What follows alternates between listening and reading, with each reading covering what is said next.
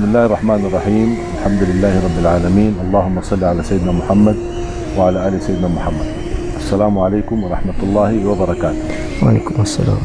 Alhamdulillah, dalam kesempatan ini saya bersama Abi Amir. Kita bersama-sama membicara sedikit nasihat-nasihat persiapan untuk menyambut bulan suci Ramadan. Abi, saya pernah baca dalam satu hadis,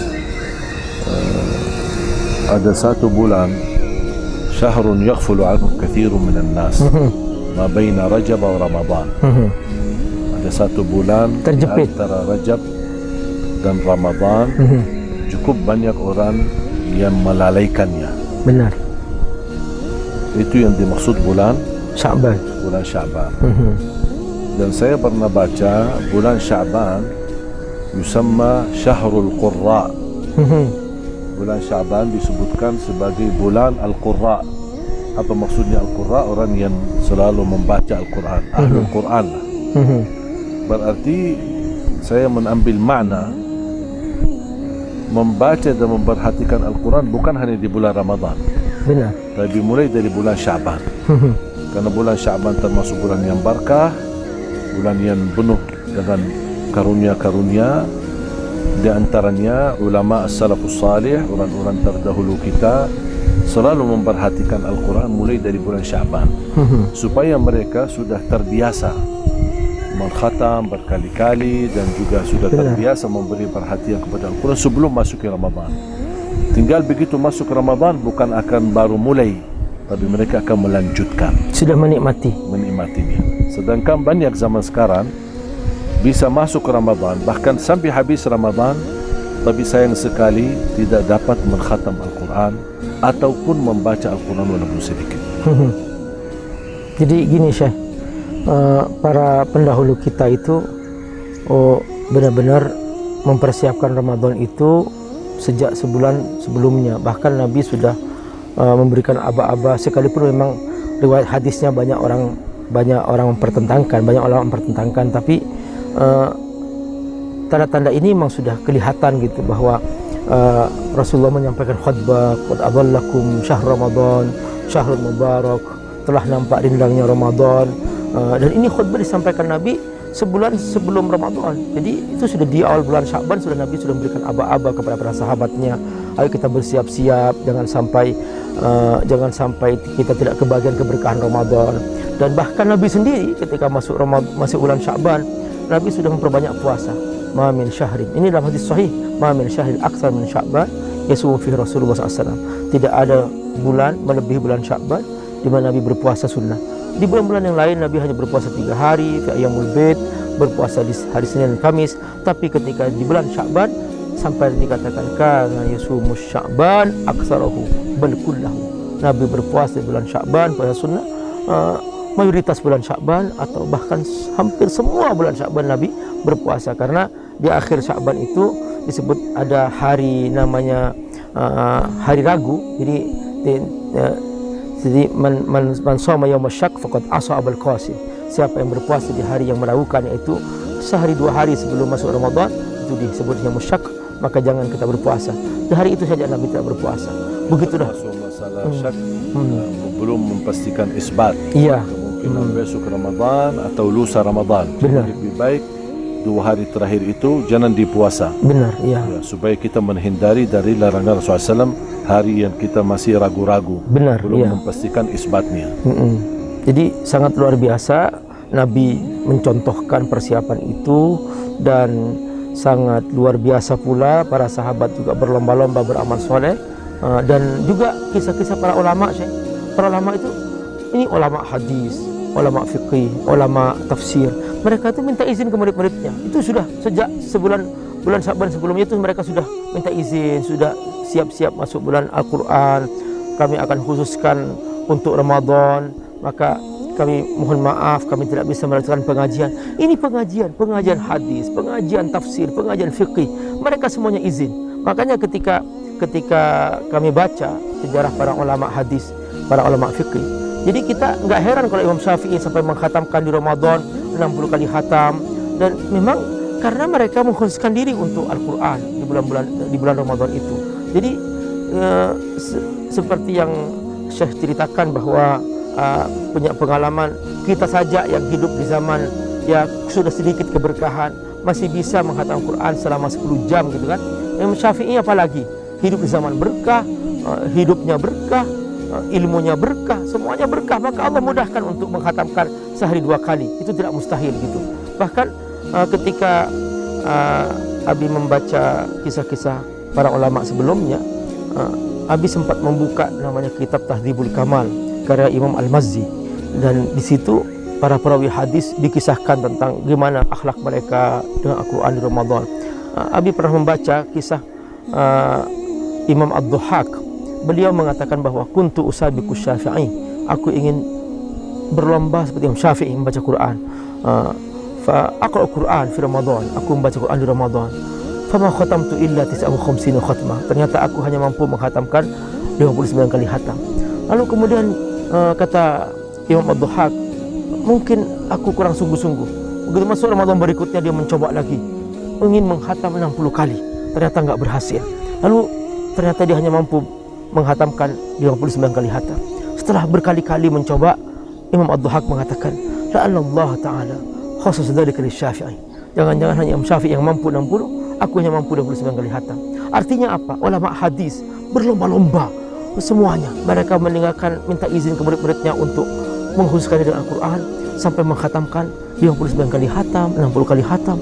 Seperti ini mereka mempersiapkannya. Ternyata sejak sebelum Ramadan, sebulan Sya'ban mereka sudah mempersiapkan dengan sungguh-sungguh, sampai akhirnya masuk Ramadan mereka sudah maksimal. Ini yang bisa dikatakan ulama yang sudah mempersiapkan diri. Sedangkan ulama ini sepanjang harinya, sepanjang tahunnya, sepanjang umurnya berisi kebaikan, isi ilmu, isi. Gimana kira-kira kita orang yang isi setiap hari dosa, maksiat, kebungkaman? Ya Allah. Berarti kita lebih pantas mempersiapkan diri. Benar. Rasulullah SAW mencontohkan di bulan Sya'ban, Rasulullah SAW hampir di beberapa riwayat, hampir kata Rasulullah SAW disebutkan sampai sempurnakan puasa di bulan Sya'ban, sampai hampir sempurna. Iya. Saking seringnya puasa Rasulullah di bulan Sya'ban. Ini Rasulullah sudah mencontohkan untuk berpuasa di bulan Sya'ban, untuk mempersiapkan diri supaya tidak kaget. Kita ini Rasulullah sudah istilah manusia yang termulia, manusia yang teragung, begitu menunjukkan contoh yang baik. Bagaimana diri kita sendiri? Sampai kata Siti Aisyah radhiyallahu anha, karena sepanjang tahunnya dia mengurusi Rasulullah SAW, urusi rumah, urusi keluarga. Kata Siti Aisyah, saya juga mengganti puasa di bulan Sya'ban. Ketika dia qada masih ada hutang yang belum terbayar di bulan Sya'ban. Sedangkan ada banyak jemaah suka malas, nunda qadanya, mungkin karena hamil, dia masih tidak berpuasa ketika dia hamil, atau karena dia menyusui anaknya, atau karena dia misal karena sakit di Ramadan sebelumnya, banyak ada hutang-hutang yang belum terbayar. Makanya ketika dia masuk Sya'ban semestinya dia bersungguh-sungguh untuk membayarnya, tapi ternyata dia tidak membayar sampai kehabisan Sya'ban dan masuk Ramadan. Ini gimana bisa kita mengingatkan? Siti Aisyah aja, istri Rasulullah, dia berkata, aku bersungguh-sungguh memperkesempatan untuk ganti dan qada di bulan Sya'ban. Apa yang nasihat yang kita bisa sampaikan kepada jamaah yang suka menunda-menunda gara-gara malas sampai kehabisan waktu dan sampai masuk Ramadan berikutnya? Jadi ini Syekh, seharusnya mereka tidak boleh melalaikan ibadah ini. Ini ibadah wajib ya, ini rukun Islam. Dosa besar kalau kita mengabaikan rukun Islam. Bahkan bisa digolongkan termasuk ciri orang munafik ketika mereka mengabaikan rukun Islam. Jadi ketika para sahabat menggambarkan bahwa siapa yang tidak mau pergi haji padahal dia mampu, lalu dia mati tidak melaksanakan ibadah haji dengan maksud melalaikan, falyamut maitatal yahudi wal nasraniyah, kematiannya sama dengan Yahudi dan Nasrani. Sama semua rukun Islam, jangan dibeda-bedakan. Makanya Abu Bakar mengatakan, la uqatilanna man farraqa baina sholati waz zakah, aku akan perangi orang yang membedakan antara salat dengan zakat. Jadi juga termasuk puasa Ramadan, jangan sekali-kali mengabaikannya. Wahai kaum ibu terutama, benar Anda diberikan dispensasi ketika hamil karena tidak mampu, ketika menyusui tidak mampu, tapi jangan jadikan alasan untuk kemudian tidak membayar lalu menganggap mudah. Mungkin Anda yang punya uang, Anda bisa membayar dengan membayar fidyah, tapi jangan dianggap remeh. Tetap wa antasumu khairul lakum, kata Allah, membayar puasa tetap lebih baik. Tetap Allah utamakan membayar puasa itu. Jangan sampai menganggap bahwa ini masalah remeh. Tidak. Ayo kita bersungguh-sungguh memuliakan ajaran Allah. Jangan sampai meremehkan ajaran Allah, karena yang paling berbahaya bagi orang yang mengaku beriman adalah ketika dia meremehkan. Kalau kita tidak mampu, ada uzur yang Allah ampuni. Jadi faman kana minkum maridan aw ala safar fa itu min ayamin ukhra. Allah kasih dispensasi ketika ada uzur yang syar'i, tapi bukan uzur yang dibuat-buat. Ingat, Allah Maha tahu, tidak bisa kita berbohong kepada Allah Subhanahu wa taala. Ayo bersungguh-sungguhlah persiapkan diri bulan Ramadan. Makanya persiapan sebelumnya, sehingga nanti kita begitu masuk Ramadan kita sudah merasa aman, nyaman untuk berpuasa. Kita akan merasa nikmat. Perbanyak ibadah sebelum Ramadan. Sudah kita masuk Ramadan kita akan merasa indah. Seperti seorang petinju, nggak bisa kalau kita langsung mau masuk ke ring tinju tanpa ada persiapan sebelumnya. Itu para petinju 6 bulan sebelumnya mereka latihan, lari, pernafasan, dia untuk masuk ke ring tinju. Ketika masuk ke ring tinju, dia mampu melawan lawannya. Tapi ketika tanpa persiapan, dia masuk ke ring tinju, sekali pukul KO. Nah, banyak orang ketika masuk Ramadan, dia sudah jam 10 pagi sudah nggak kuat sih. Dia sudah kelaparan. Bahkan banyak yang siang hari, banyak warung-warung pakai hordeng sih, hanya untuk melayani orang-orang yang tidak berpuasa. Padahal dia sudah sahur tadi pagi bersama istrinya. Sampai di kantor, dia cari warung, dia makan siang. Disangkanya itu masalah kecil, itu dosa besar itu. Jangan diabaikan itu masalah puasa. Jangan dianggap aku bayar nanti setelah Ramadan. Bukan masalah membayarnya. Ketika Anda tanpa uzur meninggalkan puasa Ramadan, maka itu dosa besar, sekalipun Anda membayar setelah Ramadan. Jadi termasuk kesengajaan ya. Dengan kesengajaan, ya. Meninggalkan perintah. Makanya kita harus berhati-hati, jangan sampai kita termasuk orang-orang yang meremehkan. Beralasan anak dah enak sama kawan-kawan, orang kantor lagi pada makan, anak apalagi saya merasa hari ini lemas, aku tak kuat karena alasannya lupa sahur atau apa-apa sajalah. Makanya kita berkesempatan demi menjadi lebih baik. Semua kita termasuk saya, masuk Abi Amir juga ya, masih banyak kekurangan kami, masih banyak dosa kami. Tapi ketika ada kesempatan kita mampu memperbaiki, terus kita segerakan. Ini kesempatan bulan Syaban, tidak lama lagi akan menyambut bulan suci Ramadan. Kita harus memiliki persiapan dari awal. Ada niat baik, tingkat yang baik, ada sungguh-sungguh, terus memperjuangkan diri menjadi lebih baik. Karena kalau kita ingin dari Allah Subhanahu wa taala pahala, balasan, diijabah hajat kita, dan Allah anugerahkan nikmat-nikmat yang luar biasa, kita harus menjadi hamba yang luar biasa. Tapi jangan jadi hamba yang biasa-biasa saja, tapi minta sama Allah yang luar biasa. Itu tidak adil.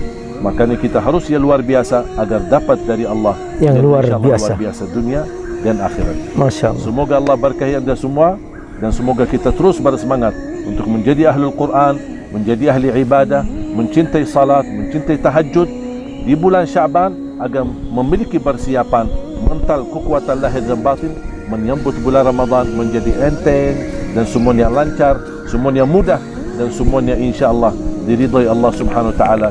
Dan semoga amal ibadah kita semua diterima di sisi Allah, tidak ada di antara kita yang sia-sia. Semoga pertemuan ini saya sama Abi Amir mengucapkan terima kasih, jazakumullahu khairan. Semoga bermanfaat.